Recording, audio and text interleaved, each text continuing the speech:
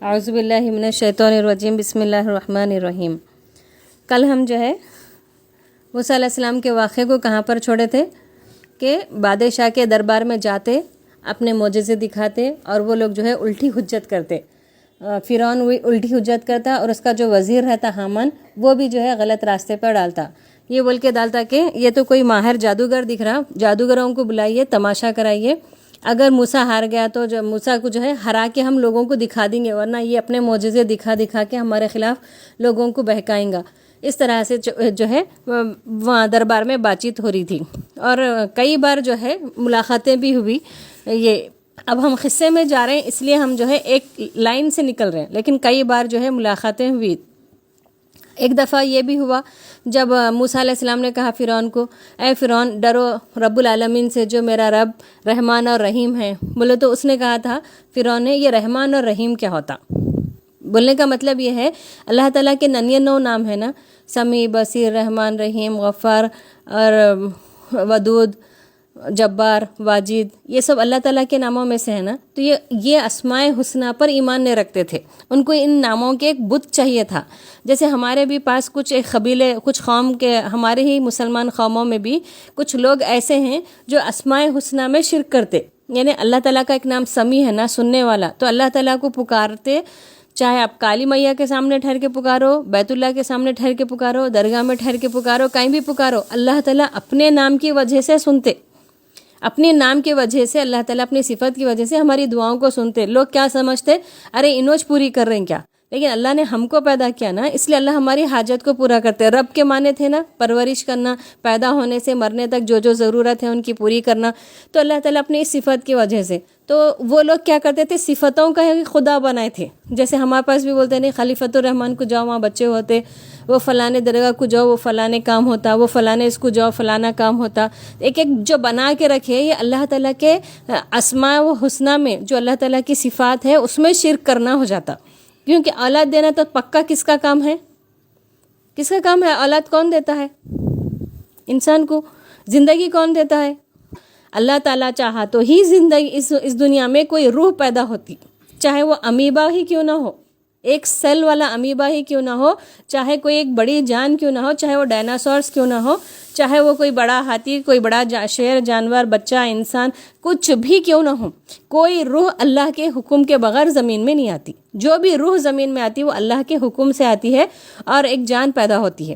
تو یہ کیا چیز ہے؟ اللہ تعالیٰ ہم کو پیدا کرتا ہے، اللہ تعالیٰ خالق ہے ہمارا، ساری کائنات کا خالق اللہ تعالیٰ ہے، ہر کائنات کی ہر باریک باریک ذرے کی چیز، ہر چیز کا خالق کون ہے؟ اللہ تعالیٰ ہے، تو وہی پیدا کرنے والا ہے۔ اگر ہم کسی اور کے پاس جائیں گے پیدا کرنے والا ہے بول کے، تو اس کی اللہ تعالیٰ کی ذات میں شرک کرے ویسا ہوا، اس کو ملائے ویسا ہوا، جو بہت بڑا گناہ ہے۔ اللہ تعالیٰ کبھی معاف نہیں کرنے والے ہیں شرک کو۔ ہمیشہ اپنے ذہن میں باندھ لیجئے یہ بات کو کہ میں مرے تک شرک نہیں کرنا ہے۔ اگر میں شرک کر کے مرا تو میرا ٹھکانہ جہنم ہے، کیونکہ اللہ تعالیٰ بتا رہے میں تم زمین بھر کے، آسمان بھر کے گناہ لاؤ۔ اگر انسان ہونے کے ناطے کچھ گناہ ہوتے نا، کبھی جھوٹ بولتے، کبھی نماز پڑھنا چھوٹتا، کبھی روزے رہنا چھوٹتا، کبھی کچھ رشوت لے لیے، کبھی کچھ دوسرا برا کام کرے، کسی کو مارے، توڑے، قتل کرے، کیا بھی برا کام کرے، قتل بھی نہیں، دوسرے گناہ کام کرے، تو تم زمین آسمان بھر کے گناہ لاؤ، اس میں شرک نہ رہنا، تمام گناہ معاف کر دوں گا میں، شرک کو کبھی معاف نہیں کروں گا بولے، کیونکہ ان شرک لظلم عظیم، یہ بہت بڑا گناہ ہے۔ تو آپ کو شرک سے نفرت ہونا چاہیے، اور شرک ہو رہا کیا نہیں ہو رہا ہر کام سے پہلے سوچنا چاہیے۔ تو اب یہ فرعون بھی کیا بول رہا ہے، یہ رحمان اور رحیم کیا ہوتا؟ یعنی ہم نہیں مانتے اللہ تعالیٰ کے اسماء و صفات کو۔ اور اسی طریقے سے جب مکہ فتح ہو رہا تھا، یہ صلح حدیبیہ ہو رہی تھی، جب صلح حدیبیہ کی شرائط لکھ رہے تھے، بسم اللہ الرحمن الرحیم علی رضی اللہ تعالیٰ لکھے، تو ابو سفیان اور پھر جو دوسرے مشرکین مکہ تھے انہوں کیا بولے، یہ رحمان اور رحیم کیا ہوتا؟ اگر اللہ کے ساتھ ہم رحمان اور رحیم اللہ کو ماننے کا رہا تو ہمارا تمہارا اختلاف ختم ہی ہو جاتا تھا، ہمارا تمہارا اختلاف بالکل ختم ہو جاتا۔ انہوں کیا بولتے تھے، پوری دنیا کا ایک سپریم گاڈ اللہ ہے، نہیں ہے بول کے نہیں، ہندوز بھی بولتے دیکھو ایک سپریم گاڈ ہے، تو یہاں پر کیا ایک بڑا اللہ ہے، لیکن ہم اپنے دل کی تسلی کے لیے چھوٹے چھوٹے خدا بناتے، جس میں اللہ تعالیٰ کے 99 جو نام ہیں، جو صفات ہیں، اس کا چھوٹا چھوٹا خدا بناتے تو انہوں بھی یہ رحمان اور رحیم کو چیلنج کرتے۔ اس طریقے سے فرعون بھی چیلنج کرتا۔ اور پھر ایک بات دیکھیے جب جھاڑ کے نیچے بیٹھے تھے تو وہاں پر ایک دعا کرے تھے نا ابراہیم موسیٰ علیہ السلام کہ ربی انی لما انزلت الی من خیر فقیر، کہ میں آپ جو بھی میرے کو بھیجیں گے میں اس خیر کا فقیر ہوں بول کے کل آیا تھا نا یہ بات۔ اور ایک دعا میرے سے مس ہو گئی تھی، وہ یہ تھی جب اللہ تعالیٰ ہارون اور موسیٰ علیہ السلام کو دونوں کو نبی بنا کر بولے تھے فرعون کے دربار میں جاؤ، جا کے ان کو ڈراؤ، تو اس وقت ایک بہترین دعا بھی سکھائے تھے موسیٰ علیہ السلام کو، رب اشرح لی صدری ویسر لی امری واحلل عقدۃ من لسانی یفقہوا قولی۔ اس کا مطلب کیا ہے؟ اے میرے رب میرا سینہ کھول دے، رب اشرح لی صدری، میرا سینے کو کھول دے، یعنی تنگ مت کر۔ تنگ دلی سے بات کرے تو آپ سامنے والے کو جو ہے اپیل نہیں کر سکتے، کھلے دل کے ساتھ بولنا، آپ کے دل میں پہلے اس بات پہ ایمان رہنا اور آپ کا دل اس کے اوپر خوش رہنا اور آپ کا دل اس کو چیز کو سمجھنا، تب آپ سامنے والے کو اچھا سمجھا سکتے۔ تو میرا سینہ تنگ نہ ہو، رب اشرح لی، میرا سینہ کھول دے، صدری، میرا سینے کو کھول دے، ویسر لی امری، اور میں جو کام کرنے کے لیے نکل رہا ہوں اس کام میں آسانی عطا فرما، ویفقہوا قولی، جو بھی میں کسی کو بولوں تو وہ بات سامنے والے کو سمجھ میں آئے۔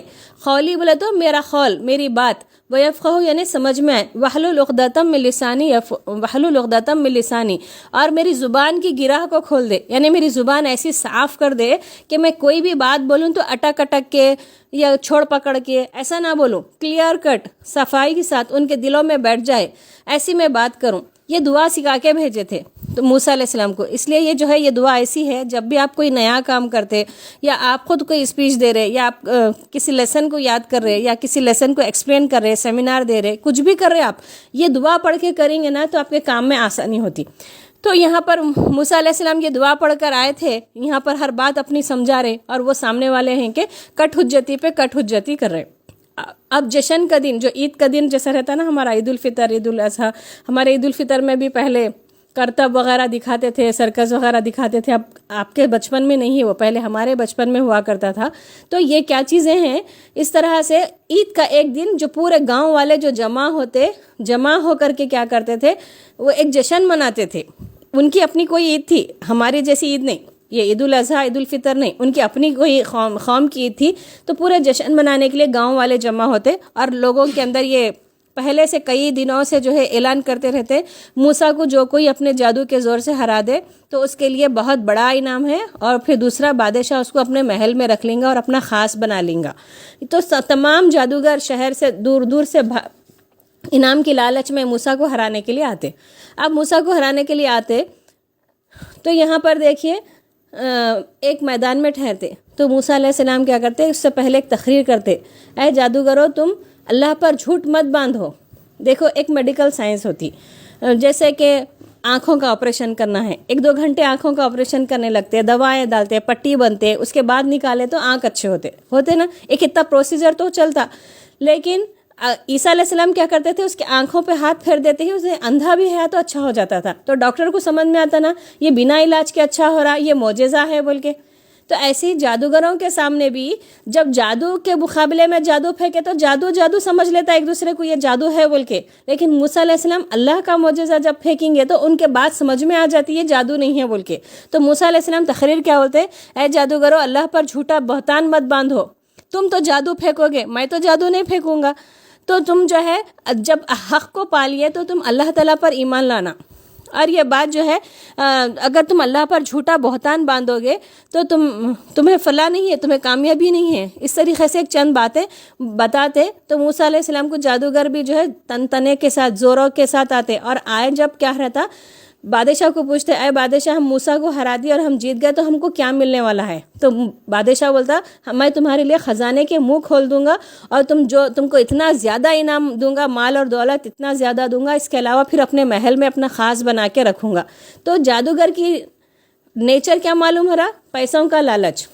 دیکھو جادو جب انہیں کاغذ کے سے جو ہے نوٹ بنا سکتا تو خوب ساری دولت بنانا کمانا، بھائی کیوں نہیں کماتا؟ نہیں کما سکتا کیونکہ وہ تھوڑی دیر کا رہتا۔ تو جادوگر کی نیچر کیا رہتا؟ خالی پیسوں کا لالچی رہتا۔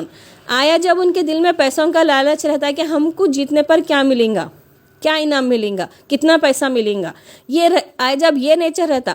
اور پیسے کی چاہت کس کے پاس زیادہ رہتی؟ جو دنیا دار رہتے۔ حدیث میں ہے دنیا ایک سڑی ہوئی بکری کے مانند ہے اور اس کا چاہنے والا کتا ہے۔ تو اس لیے جو دنیا کو چاہتے نا اس کو دنیا کا کتا بولتے شارٹ میں۔ تو آئے جب انہیں دنیا کے کتے بن کے آئے رہتے، لیکن جب جادو پھینکتے جب اللہ تعالیٰ ان کو ایمان کی طاقت دیتے تو پھر ان کا ہی نیچر دیکھو، وہی آدمی کا نیچر کیسا چینج ہو جاتا. تو بڑے تنتنے سے بولتے اے موسیٰ تم پھینکتے ہو یا ہم پھینکیں.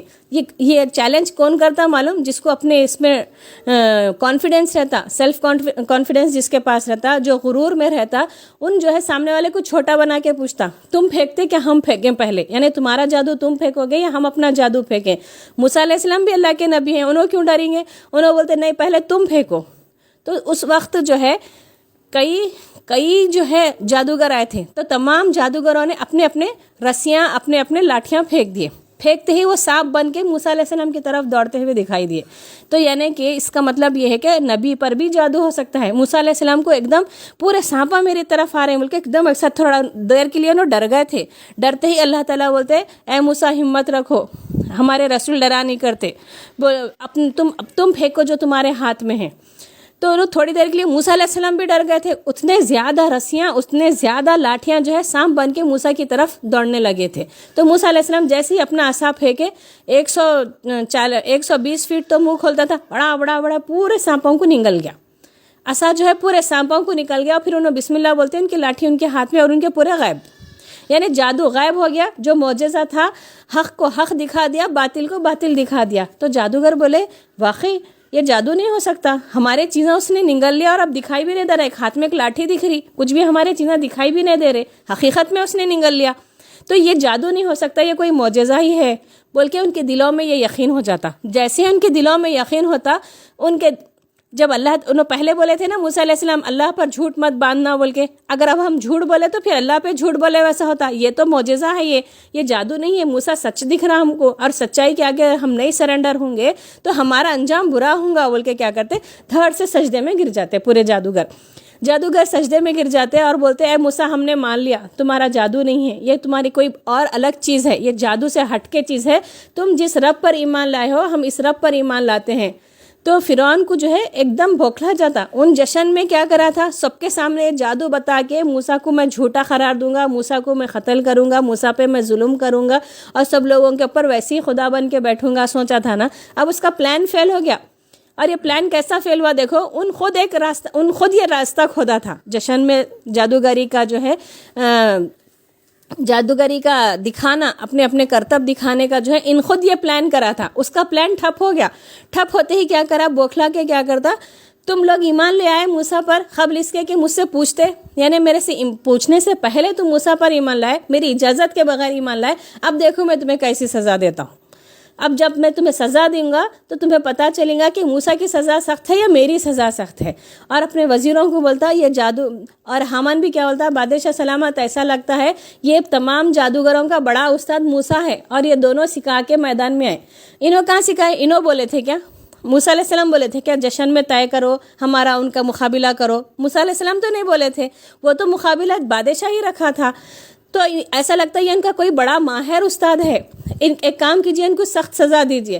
تو ایسا بولتے کہ ان کو مخالف سمتوں سے کاٹو، یعنی رائٹ ہینڈ کاٹ رہے تو لیفٹ پیر کاٹو، رائٹ آئی پھوڑ رہے تو لیفٹ کان کاٹو. تو ایسا مخالف سمتوں سے ان کو کاٹو. کتنی تکلیف ہوتی، ادھر ہاتھ کٹ رہا، ادھر پیر کٹ رہا، آنکھیں پھوٹ رہے. تب بھی جادوگر کیا کرتے معلوم ہے، اتنی بہترین دعا کرتے، ربنا لا تجعلنا فتنة للقوم الظالمین ونجینا من قوم الظالمین.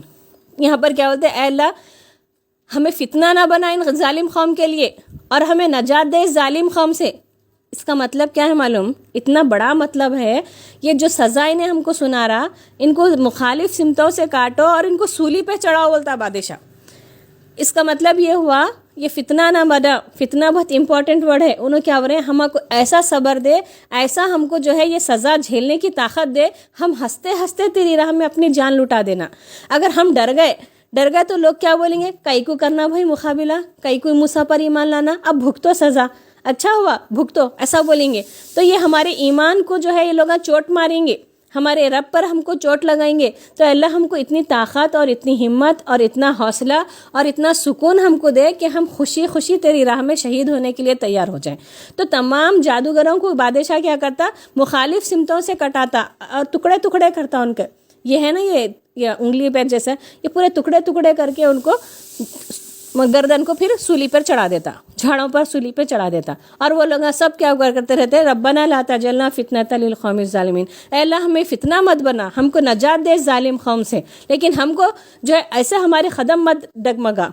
तो यही जादूगर थे जो थोड़ी देर पहले ईमान नहीं लाए थे, तो उनको दुनिया की लालच थी कि हमको क्या मिलेगा जीते तो, लेकिन जब उनके दिल में ईमान जाग गया तो उनको क्या मिलने का तो होश भी नहीं रहा, उनको कुछ पाने की ख्वाहिश भी नहीं रही, बल्कि क्या बोल रहे हैं उन्होंने, अल्लाह हमारे को साबित कदम रख, हमारे को आजमाइश मत बना, इनके लिए फितना मत बना हमारे को। लोग हमको जो है हमारे ईमान की वजह से चोटा नहीं कसना, हमको हमारे ऊपर उंगलियां नहीं उठाना, हम खुशी खुशी तेरी राह में शहीद होने के लिए तैयार हैं। और जब इंसान शहीद होते रहता अल्लाह की राह में, उसका एक ख़तरा खून ज़मीन पे गिरने से पहले ही क्या होता, अब ये गायब के पर्दे हैं, अब जन्नत दोज़ख फरिश्ते सब देख रहे, क्या नहीं देख सक रहे ना हम अभी, लेकिन हम उस शहीद जब होते रहते तो अल्लाह ताला ये गायब के पर्दे हटा देते। जन्नत में जो उनका मुकाम है शहीदों का, वो 70 कोने वाली जन्नत है, और हर कोने पे एक एक हूर रहेंगी, और शहीद हवा में उड़ के किसके पास जाना है, हवा में उड़ के जाएगा।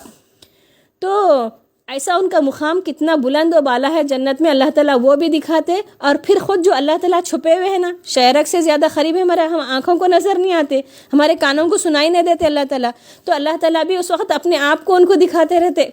और अल्लाह का नूर अल्लाह को देखने में ऐसे मस्त रहते, उनको मौत कैसी आ रही नहीं पता चलता।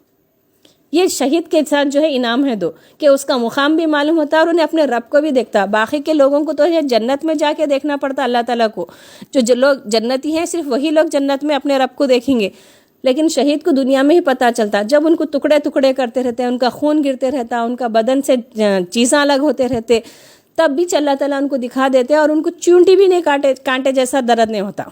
एक चूंटी काटी तो कितना दर्द होता, उतना भी दर्द उनको नहीं होता, और उन्हें मुस्कुराते हुए फांसी पे चढ़ जाते।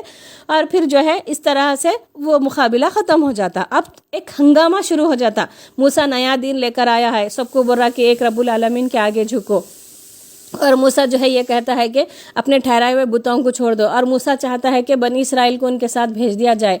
अब उनके बच्चों को ने बोलता ना, मैं तेरे कौम के बच्चों को क़त्ल करा दूंगा, तो उस वक़्त सामरी वग़ैरह कुछ शरीर किस्म के लोग रहते ना, बदबख्त किस्म के लोग, ऐ मूसा जब तू पैदा नहीं हुआ था जब भी हम आजमाए जाते थे, अब तू पैदा हुआ नबी बनकर आया अब भी हम आजमाए जा रहे हैं। जबकि बनी इसराइल को पक्का मालूम है कि हम अल्लाह वाले हैं, अल्लाह ने हमारे बनी इसराइल में नबियों को भेजा है, हमारा ईमान अल्लाह पर है, आखिरत पर है, इतना सब कुछ मालूम है, नबियों की हम कौम हैं, इसके बावजूद भी अपने नबी को चोट कर रहे हैं, अपने नबी को दुख दे रहे हैं उन्होंने, कि तेरे आने से पहले भी आजमाए जाते थे, अब भी हम आजमाए जा रहे हैं, कितनी तकलीफ़ें हमको आ रही हैं तेरी वजह से। हालांकि उनको मूसा अलैहिस्सलाम को नबी बनाकर इसलिए भेजा गया कि उन्होंने उनको ग़ुलामी से निकाले। ग़ुलाम की ज़िंदगी क्या रहती, बैलों की जगह बनी इसराइल को रख के खेत जोतते थे, जो कोड़े बैलों को मारने का रहता बनी इसराइल को मारते थे, और हर वजन चीज़ बनी इसराइल ढोना, फिर उनको जो बनी इसराइल की औरतें पसंद आते उठा लेके चले जाना, यानी किसी किस्म का सुख नहीं था उनको। ग़ुलामी में सुख होता क्या कहीं, ग़ुलामी में कितनी तकलीफ़ें आती, इसके बावजूद भी उन्होंने नबी को चोट कर रहे हैं। तो यहूदियों में क्या है, बहुत ही बदतरीन आदतें हैं, बहुत ही बुरी आदतें हैं। फिर ऐसी जो है दिन चलते रहे, और ऐसी मूसा अलैहिस्सलाम लोगों को समझाते रहे, यहाँ तक कि एक दिन जो है मूसा अलैहिस्सलाम क्या बोलते, ऐ कौम, मेरी कौम बनी इसराइल भी, तुम भी बाज आ जाओ अपने बुरे हरकतों से, और ऐ फिरौन तू भी बाज आ जा अपनी बुरी हरकत से, वरना अल्लाह ताला तुम पर एक सख्त दिन तुम पर लाएंगे। तो 3 साल तक जो है क़हत पड़ गया, इतना ख़तरनाक क़हत पड़ गया। तो हामान फिरौन के जो वज़ीर है और जो बड़े लोग हैं आके बोलते हैं, ऐ मूसा तू जो बोल रहा ना एक रब होने की बात सही है, अपने उस रब से दुआ कर दे कि ये क़हत हट गया तो हम तुझ पर ईमान लाएंगे। तो अब 2 मौजज़े तो कल हुए थे ना, असा और यदे बैज़ा, अब ये तीसरा देखिए क़हत साली। तो अब तुम अपने रब से दुआ कर दो कि ये क़हत अगर हट गया तो हम क्या करेंगे, तुम्हारे रब पर ईमान लाएंगे। तो मूसा अलैहिस्सलाम खुशी से यकीन करके क्या करते, अपने रब से दुआ करते, अल्लाह ये क़हत को हटा दे, हो सकता है कि ये लोग ईमान लाएं। तो बारिश बरसना शुरू होती, बारिश बरसती, वही कोंपले निकलते, झाड़ को फल फूल आते, फिर खुशहाली आती। तो उन्होंने क्या बोलते, ये तो ज़माने के उतार चढ़ाव हैं, आते जाते रहते। हालांकि अब उनको ईमान लाना था ना, वो लोग ईमान नहीं लाते, تو اب موسیٰ علیہ السلام کو غصہ آ جاتا، پھر لوگوں کو ایسی دعوت کا کام کرتے رہتے، کبھی موسیٰ علیہ السلام ایک سیکنڈ کے لیے خاموش نہیں بیٹھتے، بنی اسرائیل کے اندر جو غلطیاں رہتے ہیں ان کو سدھارتے رہتے، ان کے اندر جو غلطیاں رہتے ہیں ان کو سدھارتے رہتے. اب پھر تھوڑے دن ایسے ہی گزر جاتے، تھوڑے دن ایسے ہی گزرتے تو پھر بولتے دیکھو اے قوم کے لوگوں، اے فرعون کی قوم، تم جو ہے اللہ پر ایمان لاؤ ورنہ تمہیں تباہ کن طوفان آئے گا، تم پھر طوفان میں جو ہے گر جاؤ گے. یہ موسیٰ علیہ السلام 4 نمبر پہ دعا کر رہے، دعا کرتے ہی کیا ہوتا، ایسا زبردست طوفان آتا ان کے جھاڑا اکھڑ کے گرتے رہتے، ان کے مویشیاں ادھر ادھر ہو جاتے. مویشی یعنی جانور کو بولتے اردو میں، جو بیل بھیڑ بکری اونٹ جو بھی رہتے نا، یہ جو جانور جن سے ہم کام لیتے، ادھر ادھر سب پورا تہس نہس ہوتے رہتا. پھر آ کے کیا بولتے، اے موسیٰ اپنے رب سے دعا کرو، یہ طوفان ہٹ گیا تو ہم ضرور ایمان لائیں گے. پھر موسیٰ علیہ السلام دعا کرتے، طوفان ہٹتا، طوفان ہٹنے کے بعد کیا کرتے یہ لوگ، یہ تو آتے جاتے رہتے یہ سب چیزیں، ہم ایسی بات پہ تمہارے اوپر ایمان لا لیے تو ہو گیا. یعنی کچھ لوگ ایک دو لوگ ایمان لاتے رہتے، باقی کے تو ایمان نہیں لاتے رہتے، باقی کے جو ہے مذاق اڑاتے رہتے. پھر طوفان کے بعد جو ہے ایسے ہی پھر اسلام کی باتیں بتاتے رہتے، سمجھاتے رہتے.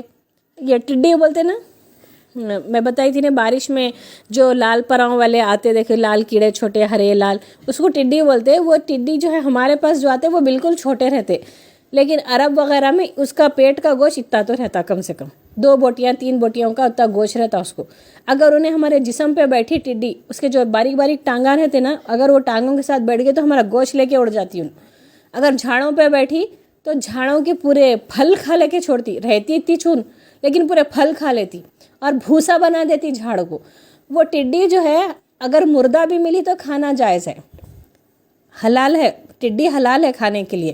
اور قیامت کے قریب اللہ کے رسول فرمائے کہ ٹڈیاں ختم ہو جائیں گے، قیامت کی نشانیوں میں سے ٹڈیاں آتے ہوئے دکھائی نہیں دیں گے. اس لیے صحابہ کرام کیا کرتے تھے، ہر تھوڑے دن میں ٹڈیوں کو ڈھونڈتے تھے، ٹڈیاں دکھائی دیے تو خوش ہوتے تھے، ہاں ابھی قیامت دور ہے بول کے. اور وہ ٹڈی کا جو ہے ایسا رہتا، انہیں جسم پہ بیٹھی تو جسم لے لیتی، کھیتوں پہ بیٹھی تو کھیتاں صاف کر دیتی اور ہر چیز کو برباد کر دیتی. اور وہ ٹڈی کھانا جائز ہے، حلال بھی ہے. تو ٹڈیوں کا عذاب آتا، پورے کھیتوں میں ٹڈیاں بھر جاتے، کسی کا کوئی کھیت باقی نہیں رہتا. اور انسانوں پہ بھی بیٹھے تو انسانوں کا بھی گوشت لے کے اڑ جاتے.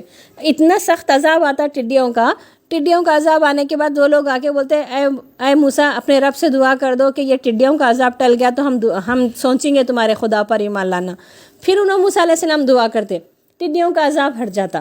ٹڈیوں کا عذاب ہٹنے کے بعد یہ ہر 1-2 مہینے 2 مہینے 3 مہینے کے وقفے سے ہوتے رہتے. یا دیکھ رہے نا کتنے معجزے ملے موسیٰ علیہ السلام کو، سب سے زیادہ معجزے موسیٰ علیہ السلام کو ملے. اور اللہ کے رسول کے تو جو ہے عادتوں میں ہی معجزے تھے، تقریباً ان کے جو جسمانی تھی حالت اس میں بھی معجزے تھے. مقابلہ کسی نبی سے کسی نبی کا نہیں کرنا، لیکن اگر ہم دیکھیں گے تو سب سے زیادہ معجزے موسیٰ علیہ السلام کو ملے جیسا لگتا. ٹڈیوں کا عذاب آیا اور تباہ کن طوفان آیا، قحط سالی آئی، ید بیضا ہوا، عصا ہوا. اب اس کے بعد جو پھر عذاب آتا وہ کتنا خطرناک رہتا. سر میں جواں رہتے نا، جواں کو بھی خمول بولتے. نسیاں رہتے دیکھو گیہوں میں لال لال، اس کو بھی خمول بولتے، یعنی چھوٹے کیڑوں کا عذاب. بات کرتے رہتے ہیں بھواں میں جواں، منہ میں آ جانا، ناک میں آ جانا. کہاں بال نہیں ہے جسم پہ ہمارے، ہر بال پہ ایک معنوں میں. اور کھیت میں اناج جو رہتا، سمجھو کہ ایک کھیت سے 10 کلو اناج ملنے والا ہے مثال کے طور پر.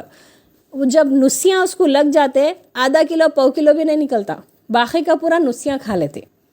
تو اتنا نسیاں جواؤں کا عذاب، اتنا خطرناک عذاب، کھجا کھجا کے انسان بیزار. اور پھر کھیت میں جو ہے اناج ختم، تو کیسا کھائیں گے. پھر وہ خمل کا جب عذاب آتا تو پھر اس کے بعد جو ہے انہوں یہ بولتے کہ اب کے بار بھی تم ہمارے لیے دعا کر دو، اگر ہٹ گیا تو ایمان لائیں گے.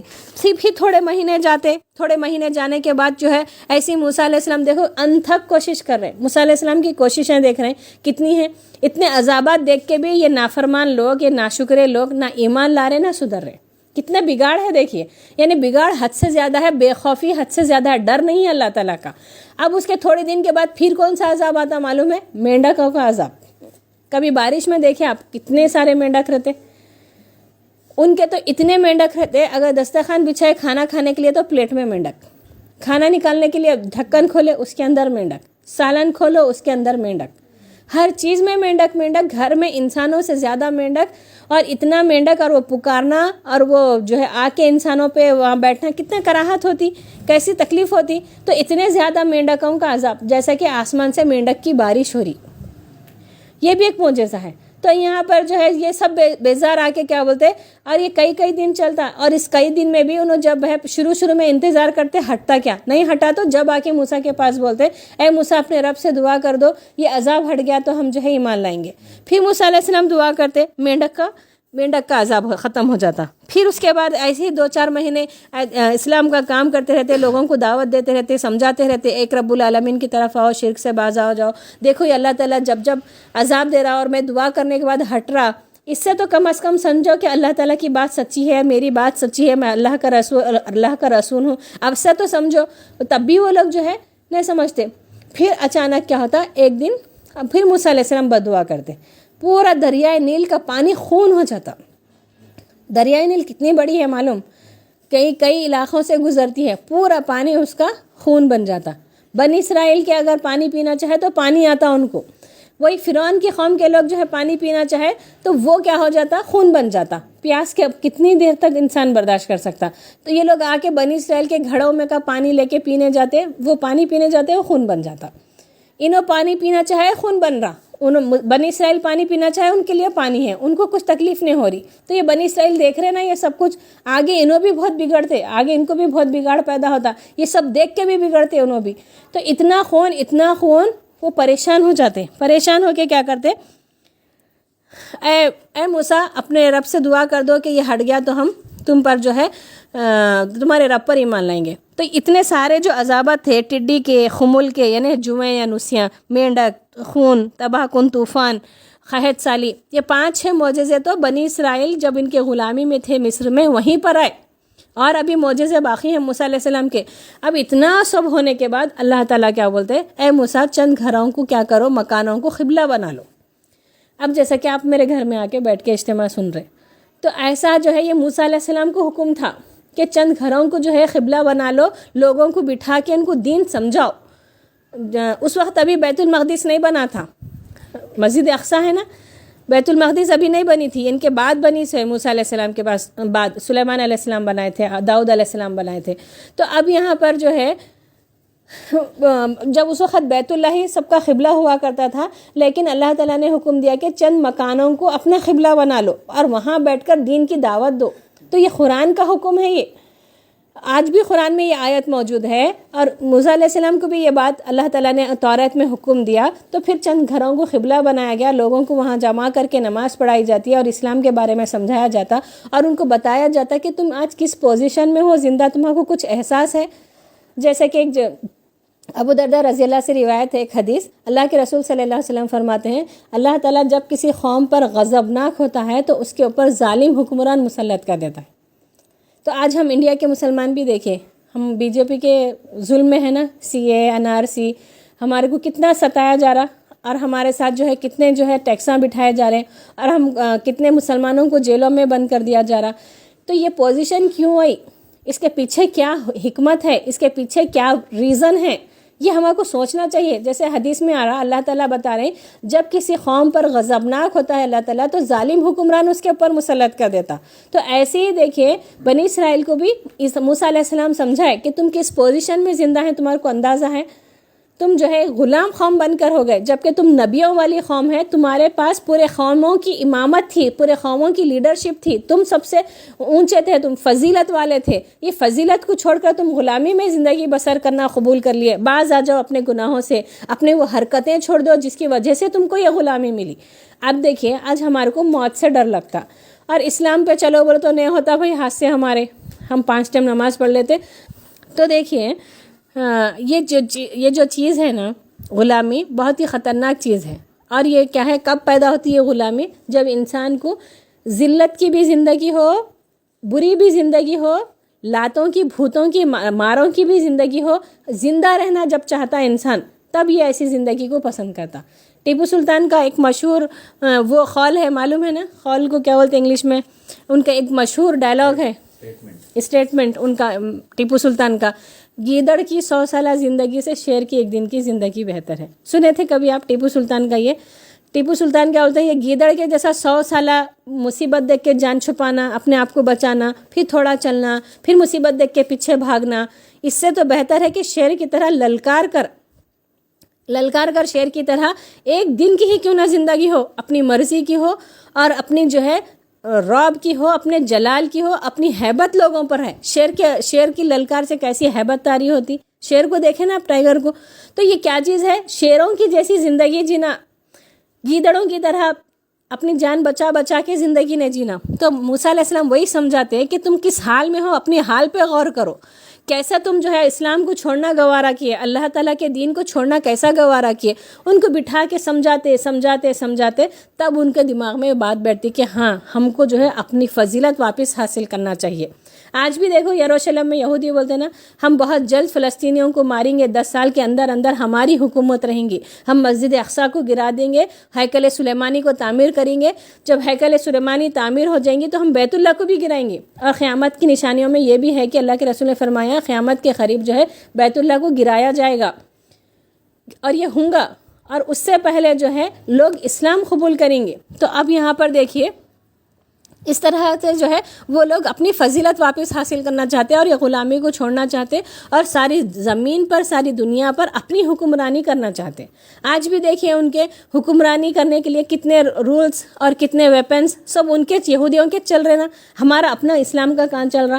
تو یہاں پر یہ چیز ہے، تو انہوں کیا کرے، اسی میں آگے بڑھنے کی کوشش کرے۔ اب انہوں بولتے ہیں اے موسیٰ ٹھیک ہے، ہم تیری بات ماننے کے لیے تیار ہیں۔ تو اللہ تعالیٰ حکم دیتے کہ راتوں رات چپکے سے کیا کرو، پوری بنی اسرائیل کو لے کے دریائے نیل سے نکل جاؤ۔ تو کتنا بہترین سسٹم تھا موسیٰ علیہ السلام کا، 6 لاکھ لوگوں کو لینا۔ بنی اسرائیل کتنے ہو گئے تھے جب نکل رہے تھے؟ 6 لاکھ سے زیادہ ہو گئے تھے نا، 6 لاکھ لوگوں کو لینا۔ اور جب ان کو بولے کہ اب غلامی سے نکلنے کے لیے تیار ہو جاؤ، ہم فرعون اور مصر دونوں کو چھوڑ کر ہم دریائے نیل سے کسی اور جگہ پر چلے جائیں گے، جب موسیٰ علیہ السلام نے کہا تو راتوں رات اتنی خاموشی سے نکل رہے ہیں کہ بنی قبطیوں کو پتہ نہیں چل رہا، فرعون کو پتہ نہیں چل رہا، اس کی جو فوج ہے اس کو پتہ نہیں چل رہا، راتوں رات نکل کے سحر کے وقت پورے دریائے نیل کے پاس پہنچ گئے۔ اور جب پہنچے تو وہ قوم دیکھے کیسی بگڑی ہوئی قوم ہے، پہلے اپنی جان بچا کے بھاگنا امپورٹنٹ ہے نا، ویسا نہیں کرتے، اپنے جانور ساتھ لیتے، سونے کے جو ان کے پاس زیورات رہتے اس کو اینٹاں بنا لیتے، یا پھر نہیں تو راڈ بنا لیتے، یعنی اپنا سونا بھی حفاظت کرتے، اپنے جانوروں کی بھی حفاظت کرتے، جو چیزیں سمٹ کے لکھ جانا ہے وہ پورے 6 لاکھ لوگ لدے پھندے ہلتے جھلتے پورا رات کے وقت دریائے نیل کے پاس پہنچ جاتے۔ جب دریائے نیل کے پاس پہنچ جاتے تو آخری ٹائم پہ فرعون کو خبر لگتی کہ موسیٰ اپنی قوم کو لے کے نکل گیا ہے، تو ان بھی کیا کرتا، فرعون خود اپنی لشکر کو لے کے ان کا پیچھا کرتا۔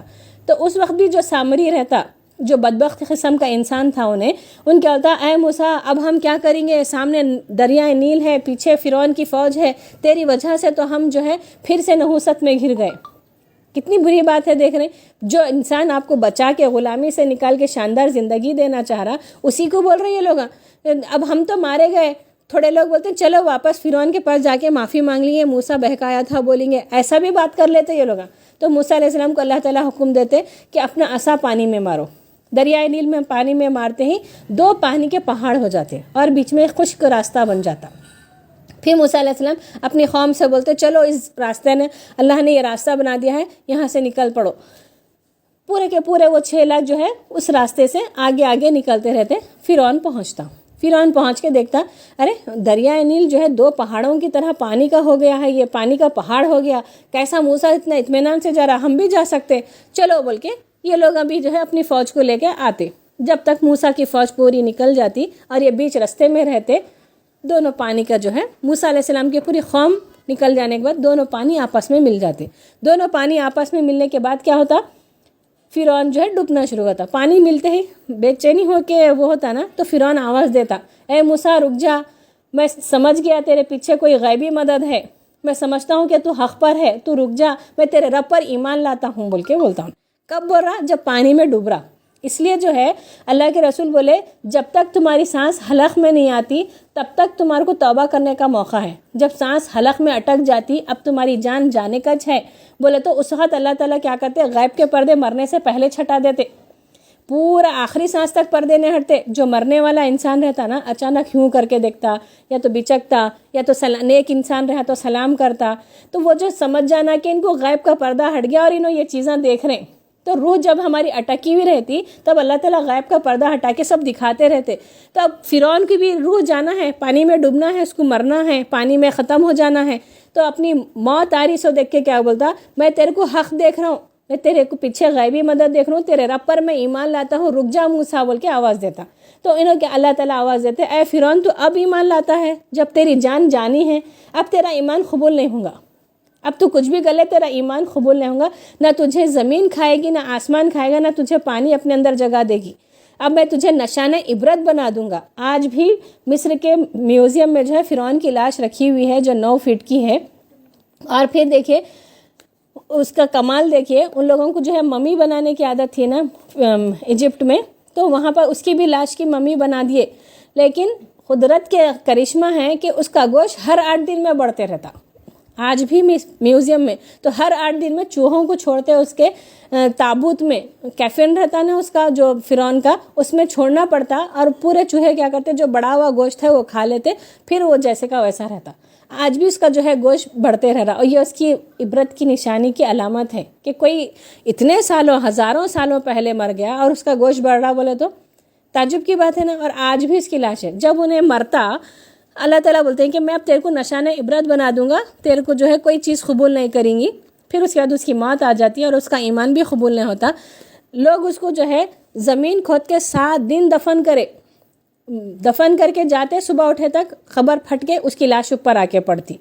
پھر کئی دنوں تک جو ہے اس کو وزن پتھر باندھ کے سمندر میں چھوڑتے, پتھر کے ساتھ نیچے جاتا, صبح ہوئے تک پھر تیرتے رہتا. تو انہیں اب دفن نہیں ہوتا بلکہ اس کو چھوڑ دیے. تو آج بھی اس کی لاش ہے اور لوگوں کو جو ہے نشانہ عبرت بنا کے رکھ دی اللہ تعالیٰ. اب یہ راستہ بننے کے بعد ادھر موسیٰ علیہ السلام اپنی قوم کو لے کے نکل گئے. اب خالی بنی اسرائیل ہیں جو اللہ پر ایمان رکھنے والے رہ کر بھی موسیٰ علیہ السلام کو کتنا ستاتے, وہ واقعات آنے والے ہیں, وہ معجزات آنے والے ہیں. انشاءاللہ تعالیٰ کر لیں گے ہم. آج ہم اس کو یہیں مکمل کرتے ہیں.